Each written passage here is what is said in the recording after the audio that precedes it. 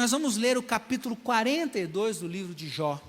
É o último capítulo de um livro muito maravilhoso, poético, cheio de sabedoria, profundo. E perceba que já se passaram 41 capítulos, com muitos versículos. É um livro extenso, livro, como eu disse, profundo. Jó teve de tudo e tudo dele foi provado. Jó teve a oportunidade de falar diretamente com Deus. Jó teve uma experiência maravilhosa, e depois de tudo isso, no capítulo 42, ele fala o que nós vamos ler aqui. Olha só: então respondeu Jó ao Senhor, versículo 2: bem sei que tudo podes. Quem pode dizer o Senhor sabe todas as coisas, Ele tem poder para todas as coisas? Jó estava fazendo um reconhecimento: bem sei que tudo podes. Mas ele deixa uma palavra aqui, e eu já quero começar abençoando a igreja lá em cima, porque ele diz assim: nenhum dos seus planos pode ser frustrado. Quem recebe essa palavra com a sua mão lá em cima, como se você pudesse tocar a minha mão? O Senhor pode todas as coisas, e nenhum dos planos do Senhor, nada que Ele projetou para a sua casa, para a sua família, nada que Ele colocou no seu coração, nada que você esteja depositando no altar, nada disso pode ser frustrado, porque Ele não é homem para que minta, não é filho do homem para que se arrependa. Se Ele falou, Ele cumpre promessas. Então depois, se vai aplaudir, então aplaude bem forte a presença, mais forte, a presença do nosso Deus. Aleluia. Ele chega no final do livro da história da vida dele, que a gente poderia pensar que era o final da história. Talvez você, por causa da idade, ou porque já está muito tempo na presença de Deus, ou porque já viveu muita coisa, esteja pensando que está caminhando para o final, ou que chegou no final. Jó chega no capítulo 42 para dizer: bem sei que tudo podes. Tudo que eu já vi para trás, tudo que eu já vivi, tudo que eu já aprendi me ensinou que o Senhor pode todas as coisas. Aí vem o apóstolo Paulo nos ensinar que em Deus nós podemos todas as coisas também. Então Deus pode todas as coisas, e nós podemos todas as coisas naquele que nos fortalece. Nenhum dos seus planos pode ser frustrado. Aí no versículo 3, ele se declara, né? Quem é aquele, como disseste, que sem conhecimento encobre o conselho? Jó falando: na verdade, falei do que não entendia, coisas maravilhosas demais para mim, coisas que eu não conhecia. Escuta-me, pois havia dito, e eu falarei. E ele organiza as coisas. Olha como Jó organiza corretamente as coisas. Eu te perguntarei, e tu me ensinarás. O Senhor vai trazer respostas para o teu povo nessa noite. O Senhor vai trazer respostas para o povo nesses 12 dias. O Senhor vai trazer resposta. Pastor Marcelo, o Senhor vai levar respostas através de você nas igrejas que você vai ministrar. Leva a resposta de Deus lá para aquela igreja linda de Jaú que você vai lá.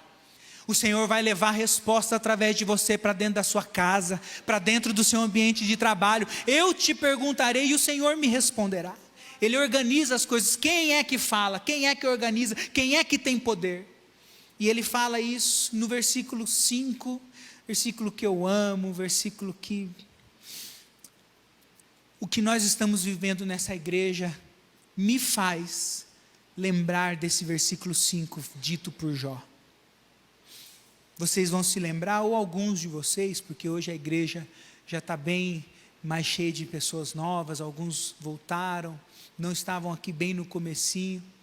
Vocês vão lembrar, quando eu cheguei aqui, como nós éramos, como estávamos, como eu era 2 anos mais jovem, quantas coisas a gente ainda tinha sonho, quando nós nos reunimos pelas primeiras vezes. Liderança, diaconato, louvor, células. Vocês se lembravam, eu dizia para vocês: eu sei onde eu quero chegar, mas existe um tempo para poder chegar.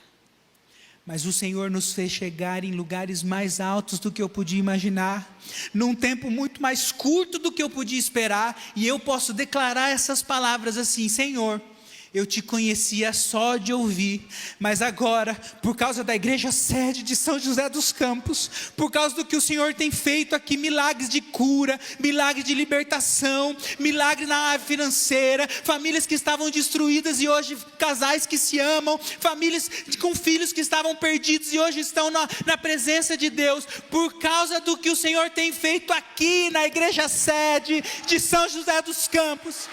Eu posso dizer agora, os meus olhos te veem. Eu te conhecia de testemunho.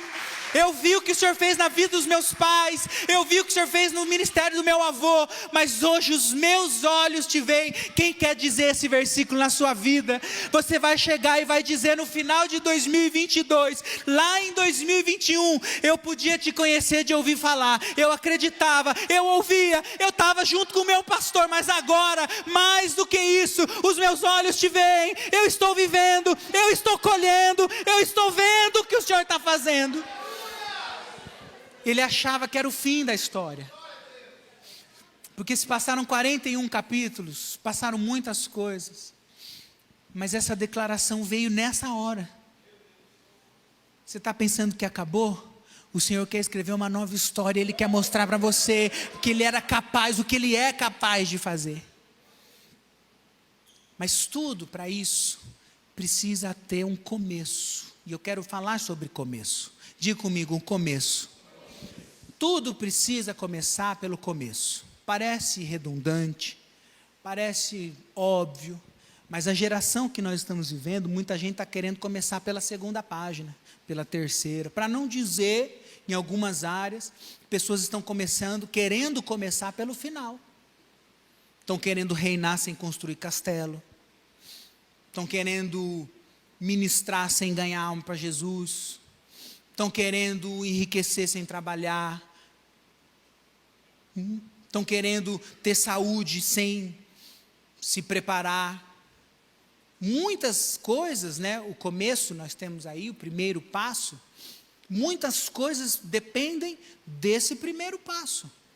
Precisamos começar pelo começo. Não podemos pular etapas. Jó tinha vivido tudo isso. E quando ele percebe que ele tinha algo novo para viver, ele volta para um começo que outros homens e mulheres na Bíblia também viveram. Vamos lembrar de Abraão? Abraão fala com Deus quando Deus decide que ia destruir Sodoma e Gomorra. Ele fala: Senhor, se tiver um tanto de pessoas lá fiéis a Ti, o Senhor libera, não destrói, tá bom. Aí ele viu que não tinha. Senhor, se diminui um pouco, se tiver um pouco, não. Quando ele percebe que não dava, grande Abraão, pai da fé, um homem que agradava o coração de Deus, ele não estava pecando, não estava blasfemando, ele não estava indo contra a santidade de Deus, ele estava pedindo. Pedir faz parte do primeiro passo, porque quem não crê não pede, mas quem pede recebe, porque crê. Então ele fala: Senhor, eu sou pó, e eu vou voltar para o pó. E aí o que Deus faz? Tá bom, eu vou salvar a sua casa, eu vou salvar a sua família, vai buscar o teu sobrinho Ló, porque sobre a sua família não vai passar nenhum problema, eu vou livrar cada um que é seu. Então o primeiro passo de Abraão, como foi de Jó, é de reconhecer. Diga comigo, reconhecer. Davi, quando peca, ele diz: pequei, mas Senhor, não retires de mim o teu Espírito Santo. Torna-me da alegria da tua salvação, não me lance fora da tua presença, faz arder de novo o seu Espírito Santo no meu coração. Resposta disso: perdão de pecados. Isaías, ele fala: Senhor, eu sou um homem impuro, lábios impuros. Ele reconhece que ele é pequeno. E Deus faz o quê? Purifica Isaías e usa para ele ser um dos maiores profetas do Velho Testamento. Pedro, depois da pesca, uma noite toda não conseguia pescar, não tirou nada, e Deus falou: vai, Jesus fala para ele: pesca de novo. E ele falou: Senhor, noite toda, pesca de novo. Quando ele precisa pedir ajuda dos outros pescadores, dos outros barcos, ele chega em terra, ele se prostra e fala: Senhor, eu sou pecador, se esconde de mim, porque eu sou um pecador. Jesus, ao invés de condenar, Jesus, ao invés de amassar, Jesus de falar: é mesmo, você é um pecador, você é um porcaria, você não merece nada. Jesus fala assim: vem para cá, que eu vou te fazer um pescador de homens, eu vou te usar para a minha honra e para a minha glória.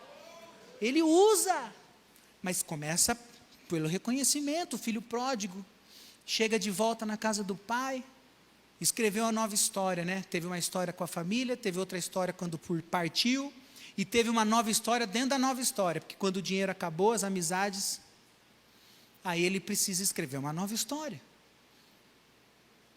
Às vezes, querido, precisa reescrever uma nova história no lugar lá onde a gente caiu. Só que, na presença do Deus que nós servimos, não tem acusação. A presença do Deus que nós servimos não tem um dedo apontado para jogar na nossa cara, que ele, eu avisei, a palavra avisou. Não.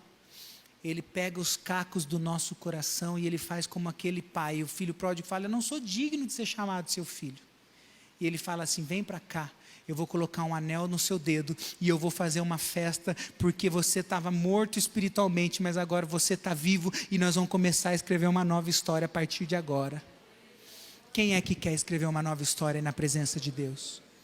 Precisamos começar pelo reconhecimento, como Jó. Eu vou perguntar, o Senhor vai receber.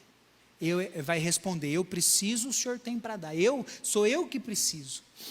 Então ele pega toda aquela bagagem, Jó pega todos aqueles 41 capítulos, tudo que ele aprendeu. Ele era um homem correto, ele era um homem temente a Deus, ele era um homem justo, e ao invés dele achar: já sei tudo, falei com Deus, eu falei com Deus.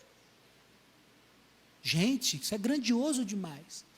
E ele pega tudo isso, e ao invés de achar que acabou, ao invés de achar que alcançou, ao invés de achar que já sabia tudo, ele fala assim: eu sei que o Senhor pode todas as coisas, nenhum dos seus planos pode ser frustrado. No caso, eu vou perguntar, o Senhor vai me responder, então eu estou pronto para começar a escrever uma nova história.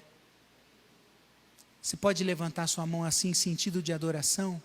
Tudo que você tem, tudo que você é, tudo que você sabe, tudo que você pensa que sabe, tudo que eu penso que eu sou, precisa estar aos pés de Jesus. É assim que a gente vai conhecer de maneira poderosa. É assim que nós vamos chegar no final de 2022, olhar para trás e falar assim: eu te conhecia só de ouvir, mas agora os meus olhos te veem, porque tudo que eu tenho, tudo que eu sou. Você pode falar essas palavras, você pode começar um momento de adoração: Senhor, tudo que eu tenho é seu, tudo que eu sou é teu, tudo que eu sou eu recebi, tudo que eu aprendi, eu não sou nada, mas o Senhor é dono de todas as coisas. E começa com reconhecimento, e esse reconhecimento nos reorganiza, nos traz para a presença de Deus. E aí nós precisamos, para escrever uma nova história, nós precisamos fixar a prioridade. Diga comigo: prioridade. Prioridade é uma coisa que eu gosto de falar sobre isso, e a nossa equipe preparou muito bonitinho. Você precisa riscar o S das suas prioridades. Se existem duas prioridades, não tem nenhuma. Prioridade é uma só. Prioridade é no singular. A prioridade é única. Se a sua família for a sua prioridade, nada que vier de fora, que vai estragar, que vai atrapalhar, que vai machucar a tua família, nada vai alcançar em você um espaço, porque a sua família é prioridade.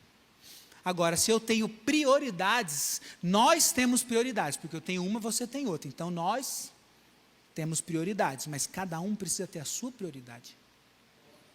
Prioridade não pode ser no plural. Prioridade é no singular, é prioridade. Quem vai fazer da presença de Deus uma prioridade em 2022? Isso é prioridade. Então, a presença de Deus é prioridade para o meu 2022. Mas olha o que a palavra de Deus nos ensina: buscar em primeiro lugar o reino de Deus, a sua justiça, as demais coisas vos serão acrescentadas. Ele não deve nada a ninguém. Faz dele a sua prioridade, agrada-te do Senhor e Ele satisfará os desejos do seu coração. Faz dele a tua prioridade, não prioridades. Eu tenho prioridades. Quem tem mais do que uma prioridade não tem nenhuma. Nossas outras atividades, isso sim, nós temos várias atividades. As nossas atividades sustentam o que é prioridade. A nossa família é prioridade, então trabalhar é para levar segurança, conforto, alegria para a minha casa. Eu invisto no meu ministério, porque prioridade é agradar a Deus e agrado a Deus ganhando alma para Jesus. Então, o que eu faço é a prioridade, ele sustenta a minha prioridade, que é a presença de Deus, que é a casa de Deus, que é o ministério que o Senhor me confiou. Então, as minhas outras atividades, elas sustentam a minha prioridade, mas a minha prioridade é uma só. A minha prioridade é uma coisa só. Prioridades concomitantes se anulam. Você não consegue. A Bíblia diz, aquele que quer agradar a dois senhores acaba falhando. Não pode ficar um pé em cada canoa. Então, prioridade. Leve isso para o seu 2022. Prioridade é uma coisa só. Ao alcançar a sua prioridade, você pode criar uma nova prioridade. Mas família, por exemplo, ministério, por exemplo, presença de Deus, por exemplo, prioridade é lá no topo. Isso nunca sai. A gente não pode baixar a guarda. Isso é prioridade. Agora, tenho prioridade, minha família, mas sabe como é, né? Tem prioridade. Risco S, não tem plural. Faz disso uma coisa só para a sua vida. Faz disso algo que é irrestrito. Tudo que você precisar fazer para alcançar na presença de Deus. Se entregar por inteiro, me rasgar por inteiro, me colocar por inteiro. Isso é prioridade para mim. Jó, se você puder ler esse versículo, você puder ler o livro de Jó, que é um livro poético e profundo. O capítulo 1 diz que Deus estava recebendo os seus, e entre eles foi lá também o diabo, porque o diabo não é de Deus. Deus expulsou o diabo da sua presença. Então o livro de Jó, capítulo 1, diz que ele estava lá recebendo os seus, e apareceu lá também o diabo, e Deus, que criou o diabo, sabia o que estava acontecendo, e provocou o diabo. Diabo, está vindo de onde? Passei ali pela Dutra, Taubaté, São José dos Campos, estava rodeando a terra. Estava rodeando a terra, você viu o meu amiguinho? Você viu o meu servo? Você viu o meu querido Jó? Deus provoca o diabo. Ali eles começam a travar uma batalha espiritual, uma disputa. E você não pode se enganar, que essa disputa acontece até hoje. Deus tem plano para a sua vida. Quem crê que Deus tem plano para a sua vida? Mas o diabo também tem. É uma batalha espiritual, é luta, é guerra, não é brincadeira. Por isso que tem que ser prioridade. Por isso que não pode ser metade, por isso que não pode ser meio, não pode ser uma porção, uma fração, é inteiro. O livro de Jó nos ensina que existe uma batalha espiritual contra nós. O Senhor protegendo, mas o diabo tentando. É muito sério. Por isso que precisa ser feito prioridade, de maneira que nunca vou deixar de que a presença de Deus seja prioridade para a minha vida. Escrever uma nova história onde? Na presença de Deus. A vida não é como dirigir na Dutra, que é uma estrada toda pavimentada, toda sinalizada, uma reta que liga São Paulo até o Rio de Janeiro. A vida é cheia de bifurcações. A vida é cheia de cruzamentos.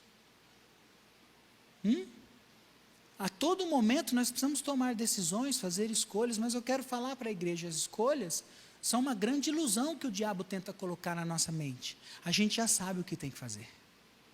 A palavra já revelou. A gente já sabe qual é a vontade de Deus para nós. A gente já sabe como é que escreve uma nova história. A gente já sabe o que precisa ir de janeiro a dezembro de 2022. Essa história, se tem crente ainda pensando em fazer uma escolha, já dançou. A escolha é uma ilusão do diabo para a nossa vida, a gente já sabe.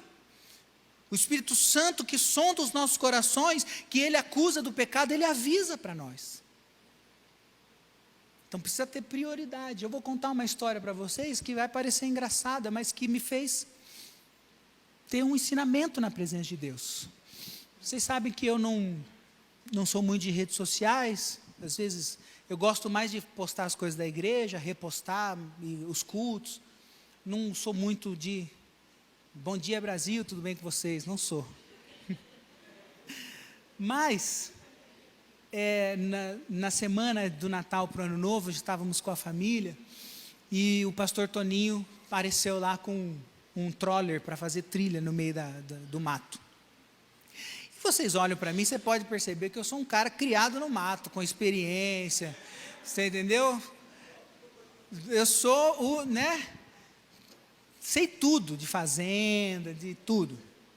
E aí nós fomos no primeiro dia, pastor Toninho dirigindo, eu, pastor Felipe, fomos só nós três, rindo, brincando, e ele começou a andar pelas fazendas de Ipeúna, e uma vista mais linda que a outra, lá tem serras, a Serra da Cara do Índio, que chama? Uma mais linda que a outra, dá para ver Tirapina, dá para ver lá em Brotas, é maravilhoso. Fomos, voltamos, eu voltei super empolgado, tentando convencer a Bruna a ir comigo. No outro dia, acordei cedo e falei, posso ir, pastor Toninho? Eu agora não vou, vai você. Ele me deu as dicas, falou quais eram os caminhos que eu tinha que andar. Eu fui pelo caminho que ele mandou, voltei rapidinho, vi coisas novas, era sábado, dia 25, Natal. Vi outros jipes, vi outros carros, vi pessoal fazendo trilha a pé, vi famílias, eu voltei encantado. Porque eu sou um cara do mato, né, irmãos? Eu sou, Voltei maravilhado. No outro dia também não deu, já 1 ou 2 dias depois, não deu para ir junto. E eu falei, vou sozinho de novo. Já fui uma vez pastor Toninho, já fui uma vez sozinho, agora eu vou sozinho, eu vou arrebentar, que agora eu sei tudo, que agora... Era 12h15, pastor Toninho, 1h a gente vai almoçar, todo mundo junto. Falei, imagina, 15, 20 minutos aí, eu ando todas essas fazendas, volto, já curti, já brinquei, passeei, daqui a pouco estou de volta. Graças a Deus que eu estou aqui hoje, irmãos. Por quê? Porque eu achei que eu já sabia. Saí andando, Andrezão, me perdi por meio de um canavial que estava com as canas altas assim, que você anda e não vê do outro lado.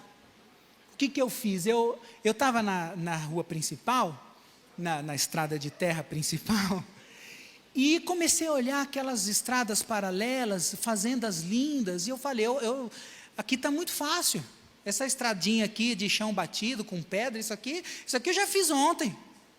Está rindo, né? Isso aqui eu já fiz, eu quero entrar por meio desses caminhos, por meio da cana, eu quero ver o que tem lá dentro. E foi assim que eu fui. 40 minutos andando perdido. GPS não pega nesses lugares, obviamente. Sabe como que eu voltei embora? Comecei a olhar para que lado estava o sol. Porque eu passei 2, 3 vezes no mesmo lugar, mesma areia, mesma cerca, a mesma fazenda. Eu falei, eu estou aqui de novo, caí no mesmo buraco 2 vezes, 3 vezes. Mas graças a Deus que eu estou aqui, você pode dar um glória a Deus por isso? No outro dia, já todo mundo tinha rido, todo mundo já tinha rido da minha cara, e nós fomos de novo. Mas dessa vez, o pastor Toninho foi junto. Aí ele sentou no motorista, no volante, e Deus começou a falar comigo, porque o pastor Toninho passava pelas fazendas, e ele falava, 30 anos atrás, eu fazia um culto familiar ali naquela fazenda. 20 anos atrás, uma irmã tinha vergonha de ser batizada lá na frente da igreja, queria ser batizada só ela e a família, e eu vim batizar ela no rio, foi naquele rio ali, vamos descer, vamos ver aquele rio. Passamos por um lugar, tinha um senhor simpático, marcado pelo tempo, roçando uma terra. Ele parou, chamou o senhor pelo nome, Sideco, nunca mais vou esquecer. Depois que a gente se despediu do Sideco, falei, não é possível, faz meia hora que nós estamos andando, o senhor encontrou um conhecido aqui no meio do nada. Fui eu que batizei esse senhor. Ele veio para a igreja possuído de demônios, um homem agressivo, um homem bravo. Nós oramos, visitamos, choramos junto, e ele foi batizado. Hoje esse homem é dono de toda essa terra que você está vendo aí, esse homem, esse senhorzinho aí. Deus começou a falar comigo, que eu preciso ter um condutor da minha vida. Deus começou a mostrar para mim na simplicidade daquele lugar, na autoridade do pastor Toninho de falar. Eu fiz culto familiar ali. Enquanto eu estava fazendo culto familiar ali, a pastora Lourdes com a Marcela e a Bruna estavam indo lá naquela outra fazenda. Está vendo lá longe aquele? Aí eles, um espacinho, elas passavam a pé para fazer culto familiar, culto doméstico. 20 anos atrás, 30 anos atrás. Eu teve um dia, pastor Toninho contando para nós, e Deus me batendo de frente e de costas, né? Eu aprendendo ali, né? Pois teve um dia que eu estava com a Kombi lotada de irmãos, depois de um culto de domingo à noite. Eu fui levar esses irmãos embora, e na volta a Kombi atolou numa chuva lascada. Eu saí daqui onde eu estava, e nós estávamos no lugar que ele lembrou, andando de carro a mais de 30 minutos. Eu saí daqui, onde a Kombi ficou atolada, e fui para minha casa a pé na chuva. No outro dia de manhã eu voltei para buscar o carro. No outro domingo eu estava aqui de novo com a Kombi lotada, com a mesma família, com a mesma alegria. Eu estava aqui. O pastor Toninho não sabia, mas o Espírito Santo estava falando para mim: você não pode escrever uma nova história se você não tiver um condutor. Você não pode andar por esse caminho se você não tiver alguém que já tenha andado por esse caminho, que já conheça. Quer saber uma outra coisa que o Espírito Santo falou comigo? Nós subimos uma serra linda, que a gente olha da cidade, ela fica lá longe, altíssimo. A paisagem maravilhosa, o pôr do sol se esconde atrás daquela serra, paradisíaco. Nós fomos lá.